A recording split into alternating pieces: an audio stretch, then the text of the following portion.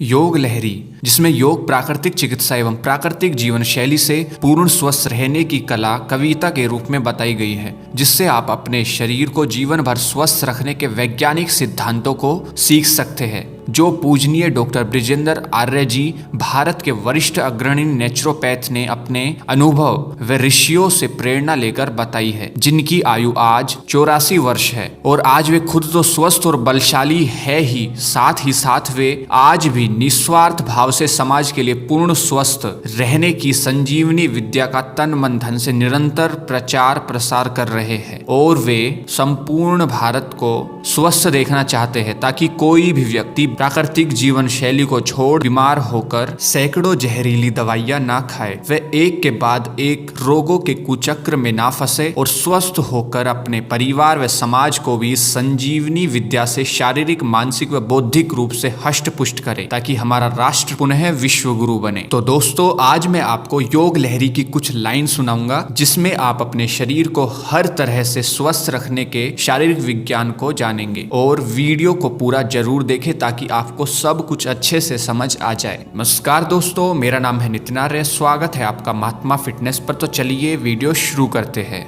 योग लहरी।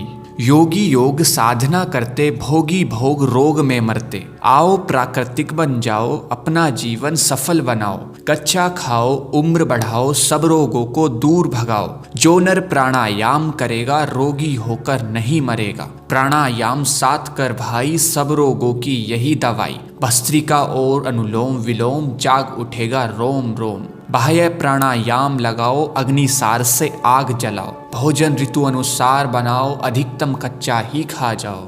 मिट्टी पानी धूप हवा से, अब तो सारे रोग विनाशे। कैसे दवा दबाए रोग, अब तो समझ गए सब लोग। जब रोगी को दवा खिलाए, दवा का जहर फैलता जाए। नए नए रोग पनपते जाए, डॉक्टर कभी समझ ना पाए। रोग का कारण हम समझाए, दूर करने का यत्न बताए। यह तन प्रकृति की रचना है, मल और बल का खेल यहाँ है। मल का संग्रह जब हो जाता, बल तेजी से बाहर आता। मल को जो कोई साफ रखेगा, बल का वो ही स्वाद चखेगा। यह मल जहाँ जहाँ पर जाता, रोग का नाम वही पड़ जाता। जैसे कोलन में मल यानी गंदगी जमी हुई तो इस बीमारी का नाम होगा कोलाइटिस।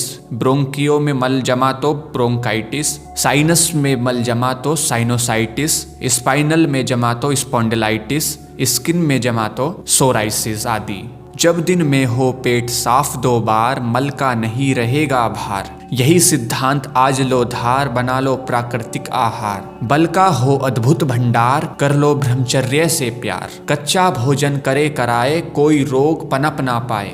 मुर्दा भोजन जो हम करते, पेट को ठूस ठूस कर भरते। फिर मल जब बड़ी आत में जाता, वह मल अंदर ही सड़ जाता। मल सड़ने से बढ़ती गर्मी, होती नष्ट आत की नरमी। मल से गैस ऊपर चढ़ जाती, ऊर्जा पिघल के बाहर आती। मल अंदर को चढ़ता जाता, बल बाहर खिसकता जाता। जहाँ मल का बढ़ता जाता भार, होता वही अंग बीमार। आत दात मस्तक के रोग, हृदय शुगर श्वसन रोग। कैंसर टीबी कुष्ठ रोग, घातक सबसे एड्स रोग। सात्विक प्राकृतिक भोजन से जीवन शक्ति खूब बढ़ाए, रोग के कीटाणु मर जाए। रोग का नहीं कीटाणु कारण, मल शोधन से हो रोग निवारण। काम का कीड़ा जब जब जागे, ओम व गायत्री मंत्र उच्चारण से वासना त्यागे। काम का कीड़ा जब जब जागे, ईश्वर ध्यान कर वासना त्यागे। ऋषि मुनियों की ये है शिक्षा, कर लो ब्रह्मचर्य की रक्षा। यह संजीवनी विद्या पाओ, भोजन प्राकृतिक अपनाओ।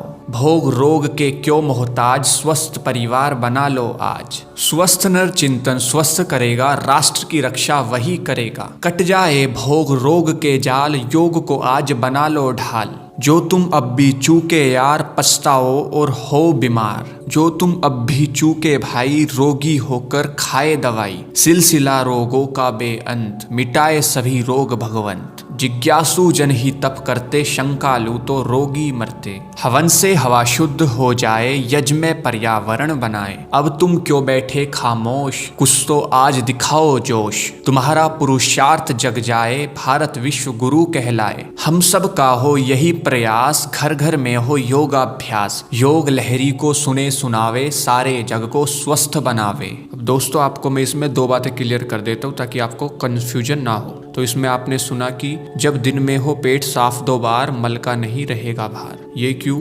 क्योंकि हम खाते तो 3 समय और जाते हैं 1 समय, जिससे हमारा पेट अच्छी तरह साफ नहीं होता। इसीलिए इसमें सुबह और शाम दोनों समय को मल शोधन यानी पेट साफ करने के लिए कहा है, जिससे पेट साफ होगा, अच्छी तरह होगा, जिससे कि कोई रोग नहीं होगा, क्योंकि पेट में पड़ा मल ही सभी रोगों का मूल कारण है। इसलिए इसमें यह भी कहा गया कि रोग का नहीं कीटाणु कारण, मल शोधन से हो रोग निवारण। क्योंकि जो कीटाणु होते हैं जो हमारे लिए बहुत घातक होते हैं, हमारे शरीर को बहुत ज्यादा नुकसान पहुंचाते हैं, तो वे हमेशा गंदगी यानी मल पर ही आते हैं। अगर हम मल यानी गंदगी को ही साफ कर देंगे अपने शरीर से तो कोई रोग नहीं होगा। इसमें यह भी आया कि कैसे दवा दबाए रोग, अब तो समझ गए सब लोग। ऐसा क्यों? क्योंकि हम जो ये दवा खाते हैं यह सिर्फ रोग के सिम्टम्स या लक्षण को दबाती है, यानी रोग को जड़ से खत्म नहीं करती, क्योंकि यह शरीर में जमे विजातीय द्रव्य या मल को शरीर से बाहर नहीं निकालती, जो रोग का रूट कोज या मूल कारण है। हम सभी जानते हैं कि शरीर में मल यानी गंदगी रुकी हुई होगी तो